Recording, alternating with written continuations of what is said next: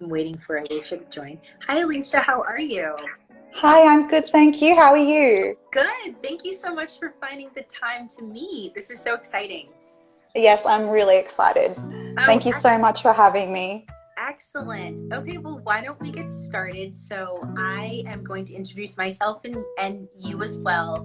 I am Dr. Lauren, and this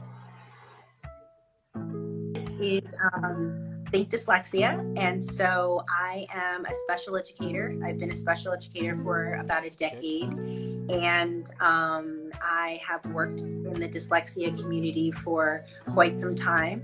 And I've worked in the elementary and secondary environment over the past few years too. So I'm really excited to hear more about dyspraxia because I know most of what I usually do my lives are about dyslexia. And actually, to just in full disclosure, I was actually in a meeting with my principal the other day, and we were talking about a student that was looking at the school where I teach, and they had a dyspraxia diagnosis. And so she looked at me and she was like, well, Dr. Rosenstein, what do you think? And I was like, I really don't know much about dyspraxia. I really would like to learn more. And I know that you have this account. So I'm really excited to hear from you. So our audience today, this is Alyshia Boettcher. I said your name correctly, right? Yes, you did. Thank you. And she's an adult with dyslexia and dyspraxia, and she was recently diagnosed with autism. She also holds a master's in secondary teaching and works as a learning enrichment teacher in New South Wales in Australia. She has also been an educator for about 6 years and has taught in the rural and low socioeconomic areas. And she primarily focuses on the grades 7 through 10 and works, as I said before, as a learning enrichment teacher. So the way I want to kind of structure this conversation is there are 4 main questions that I want our audience to kind of like pinpoint in and listen to. So the first question is really like, what's your perspective as an adult and an educator with dyspraxia? And what can you offer as some kind of pointers and signs to identify for parents and educators? So that's our first question. Our second one is really, what does special education look like in Australia? And are teachers well versed in understanding what dyspraxia looks like? And the third one is, as an educator with autism and dyspraxia, how do you feel this impacts your teaching in positive ways? And then the last question is, what tips can you offer for educators and parents? So to just get started, the first question I will ask again for our audience and for you. So as an adult and an educator with dyspraxia, how can you explain what dyspraxia is, and how can educators and parents identify signs in their children or students? Alrighty, so dyspraxia is actually quite a loaded term.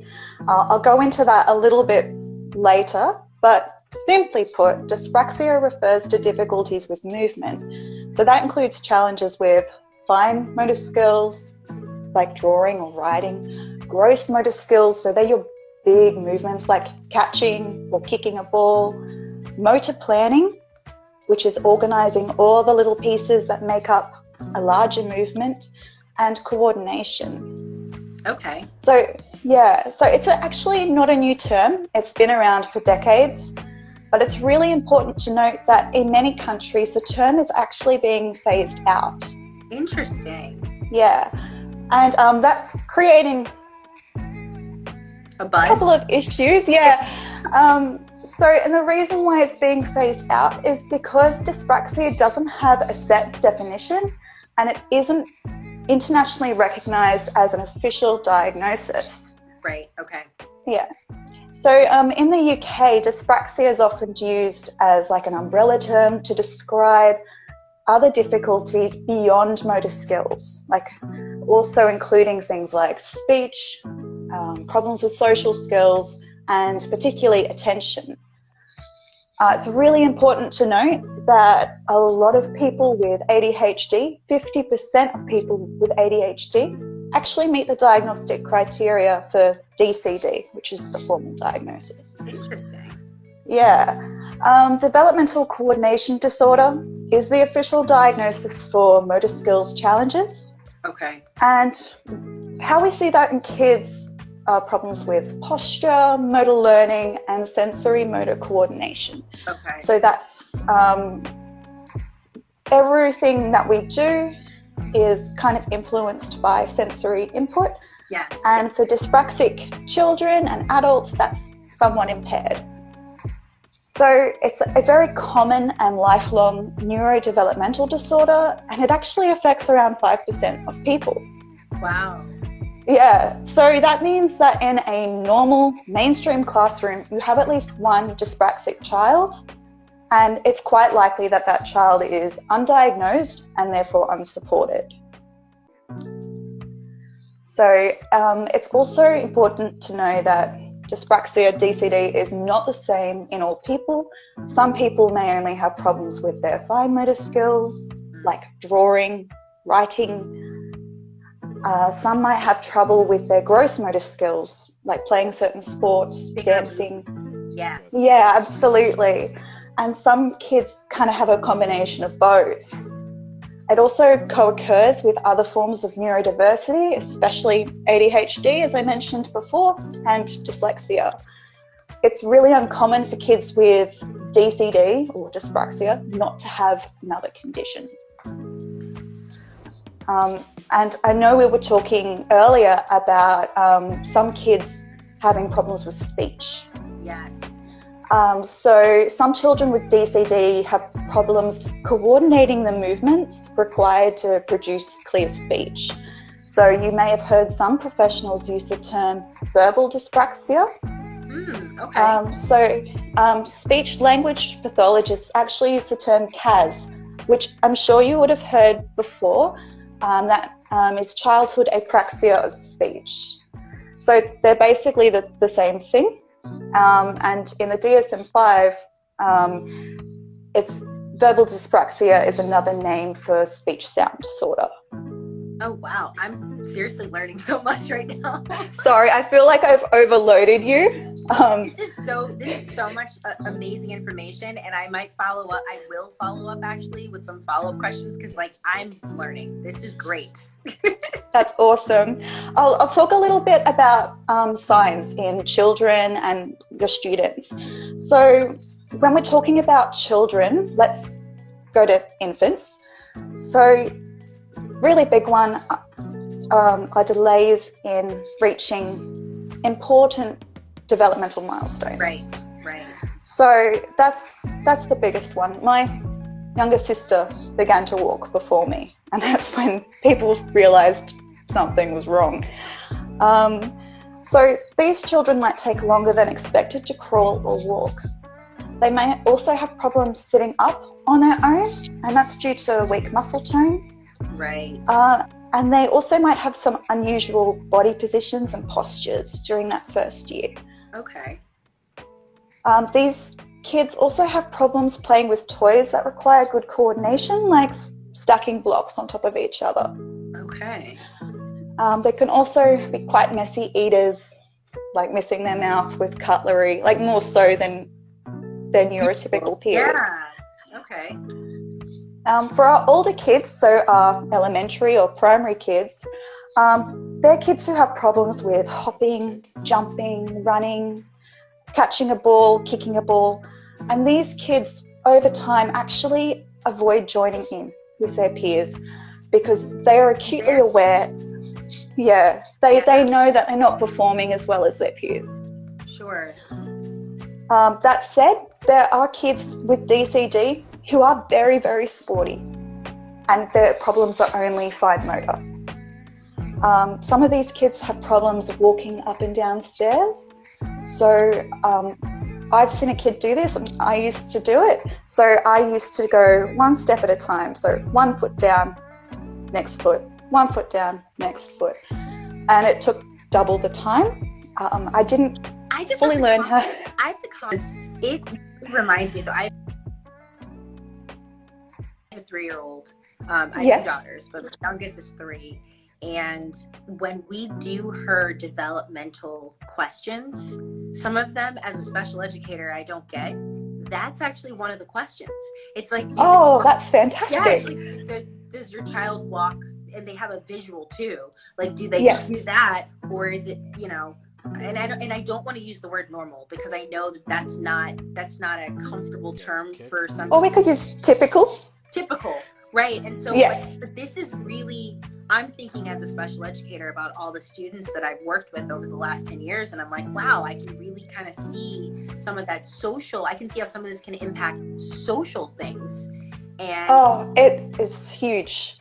yeah, but I mean, I'm just like, because you really are giving me and the audience so much great information. And I'm like, wow, this is so much. Like in a good way. But I mean, like, I'm trying to like process all this, and I'm like, this, like the verbal part, like it's really fascinating. I do want to ask a clarifying question. So is it you said DCD? Yes. Is that in the DSM-5? Yes, it is. So it's not considered dyspraxia as a diagnosis, or no? So where did so dyspraxia has been around, I think, since the 70s. Okay. And it was replaced in 1989. Okay.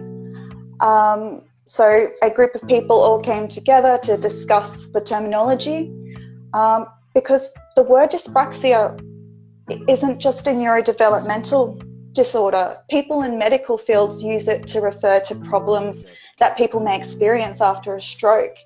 And it was causing a lot of confusion. And it's quite difficult because, myself included, we're very attached to being dyspraxic.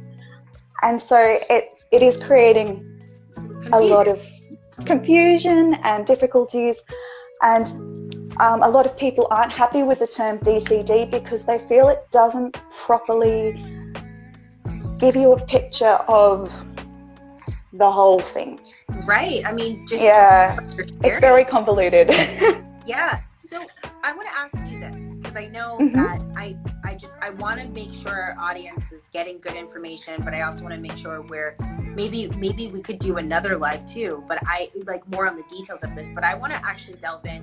What does the special education landscape look like in Australia, or more specifically in your, do you call them provinces? So we have state education. States, yeah. Okay. Yes. I was trying to think of what they were called in Australia. So what does that look like in New South Wales? I mean, is special education progressive? Do the educators know what dyspraxia is? Do they know how to accommodate and support? I mean, I think there's some pretty exciting stuff going on with special education in Australia and in New South Wales. There's a lot of fantastic research going on, and teachers seem to be more aware of different forms of learning disorders and neurodevelopmental disorders. But in terms of dyspraxia, it seems as if it's non-existent. Okay. So I'm always very vocal about having dyspraxia. In job interviews, I just tell them. Yeah. And I talk to other teachers about it.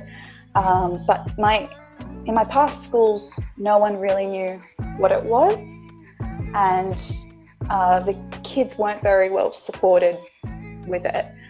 But in my current job, because my poor co-workers hear me talk about it all the time, all of the teachers have a really wonderful set of tricks that they can use to support dyspraxic students. So I feel things in my current school are fantastic, but it sort of differs school to school, unfortunately, and also depending on the funding that school receives and the area that it's in. Sure. And I think it's probably very similar here in the United States. I feel like I've been in private and public for the last 10 years. I feel like I've heard the term dyspraxia, but I could not firmly state as a special educator, like, yeah, let me give you this quick elevator speech on what this is, because I didn't really know.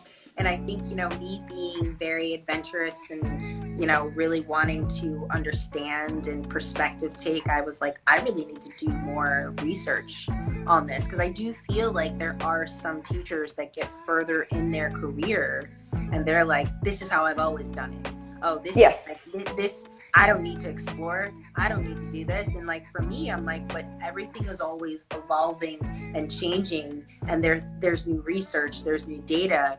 And I felt, for me, it was really, because I know I've been following your account for quite some time. And yes, so you were one of my first followers. I'm so glad, because I literally was like, wow, I don't know much about this. And when it came up recently in conversation, like I said with my principal, I was like, you know what? I know the perfect person to inquire. And obviously here we are now. So I think it's really nice, but not good. And it's like pros and cons to hear that Australia is kind of in the same place in some ways as the United States, where it's like there is some progressive areas, and I'm sure there's some hotspot like buzzword disabilities there where you're like, oh yeah, every teacher knows and understands that. Maybe autism is one. I know here autism is huge, where it's like, yes, anything autism, it's like, gotta get them diagnosed, here are the supports, you know, that kind of thing, get an IEP. But I feel like with dyspraxia, I would be really surprised to hear if there were a lot of, especially public school teachers, knowing what that means. Yeah, and there's also, sorry to interrupt, no, there's also this really pervasive idea among pediatricians and other healthcare providers that it is something that can be grown out of. And it's essential that kids receive early intervention for it. It can significantly impact people's lives. Yeah, it's just like with dyslexia. I always absolutely have, you know, the earlier the better. And I'm learning right now with you in this conversation, it's the same thing with dyspraxia. So being an adult with dyspraxia, how do you feel like you can connect with your students? I know you said there's probably one, I can't remember what the number you said, but at least one student in a class that could have it undiagnosed. How do you feel as an educator you're able to support given your own life experiences? So I feel that my dyspraxia is essential to my job. So I teach a lot of neurodiverse students. Some have ADHD, some have dyslexia, some have autism, some are undiagnosed dyspraxics, some have a combination. And I feel that it's given me a wonderful insight into the school system and how some kids can be left behind. It's given me wonderful empathy, and it's forced me to develop strategies to support myself. So when I was at school, I wasn't disabled enough to receive any support. And so I had to develop strategies for myself to cope. So I try to teach those strategies to my kids. Like, look, we need to break everything up into smaller tasks. We need to ask for help if there's lots of writing from the board, and try to get them to be a little bit more find their own voice and advocate for themselves, but also find a way to make things work for them. Sure. And I see Orton Gillingham Nation, which is a colleague and friend of mine. I did a live with her a while ago. She just said mirrors are important. What a powerful role model you must be. And I 100% agree with that. And I think given where the direction of his going, and I'm so sorry, my timer keeps going off. I hope that's that's okay. Okay. You know, it's really important for us in this country too, and obviously globally, but for what's given the climate of our country to kind of have these young girls of color to see role models in these big figures and these big positions. And so I think for our students in our classrooms, it's really important for kids to see, oh, my teacher is saying she's dyspraxic. My teacher is saying she struggles with this, because it normalizes it for them. And I think... Oh, absolutely. Yes. And so I think that that is really probably one of the biggest gifts that you can offer, is telling the kids, like, you know, at the end of the day, we want kids to learn academics, but really school is bigger than just academics. You know, it's about how do you survive in life and interact with people and social skills and those kinds of things. So I think it's really fantastic that you are a mirror to kids that can see, like, hey, you know what? I have dyspraxia too, and I have autism as well, and she's successful. I can do that as well. So I think that's great. Oh, thank you so much. Absolutely. So I'm looking at the time, and I want to keep this kind of close to 20 minutes as possible, but I feel that this could obviously be a part 2. But I think yes. Yes, definitely. But I think to conclude tonight, I'm hoping that you could give maybe 3 to 5 tips, maybe to give parents and or educators to how to best support their child or student. You know, what are some big things that like they can take away and say, oh wow, I didn't realize I was doing this. Maybe I should be doing that. Alrighty. So I'll just start with practical tasks at school. Okay. So things like PDH, PE, like sport, cooking classes, science lessons that have a practical component. It's really, really important to provide us with explicit instructions on how to carry out that task. Okay. You can't expect us to just see it once and remember how to do it. So in cooking, for instance, it would be really amazing if you could provide us with a visual organizer of what to do. Yes. I've actually made these little laminated sort of steps and attach them with a keychain, and they have each step, and you just turn them. And then that way you're not getting overwhelmed by all the steps. You just focus on that one thing at a time. Yes. And that could be for a science lesson or a cooking lesson. Yes. For sport, it's really essential that the focus isn't always on team sports or competing. It's just going to create more avoidance behaviors. Yes. It's going to impact kids' self-worth. We need to compete with ourselves. We also need the opportunity to practice the little tiny movements that all make up the big movement. Fine motor. Well, not just the fine motor, but like even something like kicking a football. Okay. Or, for example, we're not very good at transferring one skill to another.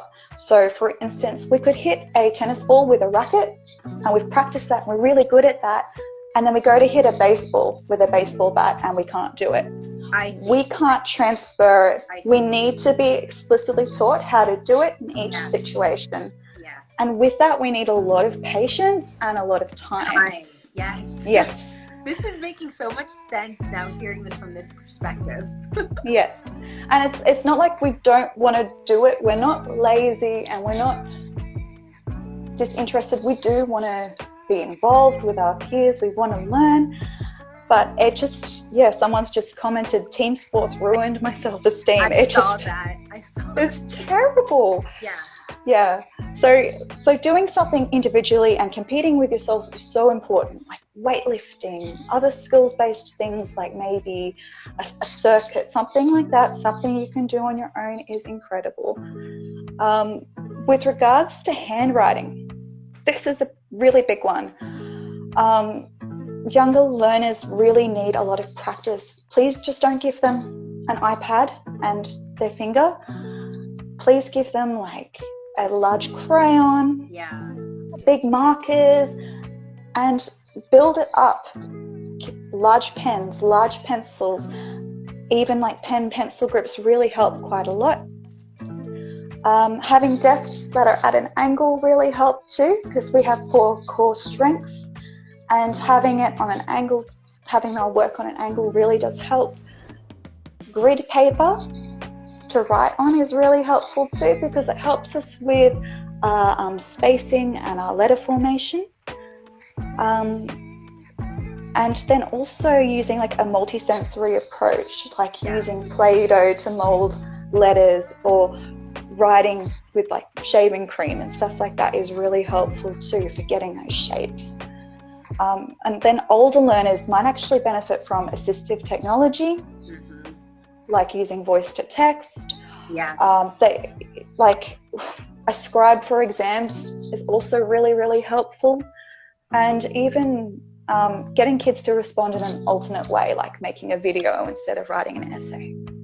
Those are great tips. I'm actually going to message you after this and ask if I can get those, so maybe we can do a joint absolutely post together, because I think there are a lot of things that I'm thinking through the special education lens and things that I would automatically kind of do anyway, but I know not everyone thinks that, which is why I wanted to ask you that question about some tips. So this has been incredibly educational and powerful. And I am so grateful that we could find this time. I don't know if the audience knows, we are 16 hours apart.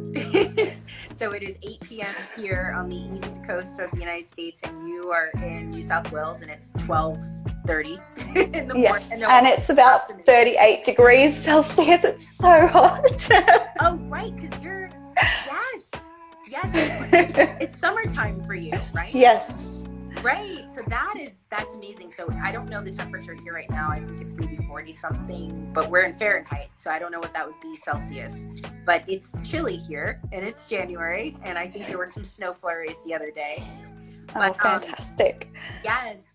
But anyway, I am really excited about this live, and this will be, on my page for everyone to view at their leisure, and I'm going to put this on my YouTube channel. So thank you so much, Alyshia, for your expertise and your time, and I would love to do a follow-up, another live with you, because I think this is just like a part 1, 2, 3, and 4. Yeah, sorry for me info dumping on you. No, I think that this is what people need to hear, and I think that this is something that needs to be discussed, which is why I am always trying to advocate to get the good word out there, because this is important information, and you brought a lot of knowledge into my world tonight. So I greatly appreciate that, and I hope you have a great rest of your day. Oh yes, thank you, and you too. Thank you for giving me this platform. Absolutely. And for making dyspraxia a little bit more well known. So it's been wonderful talking with you. Absolutely, and we will be in touch. And to everyone else who joined, thank you so much, and share this video with everybody, please. Okay, I'll talk to you soon. All right. Bye. Bye.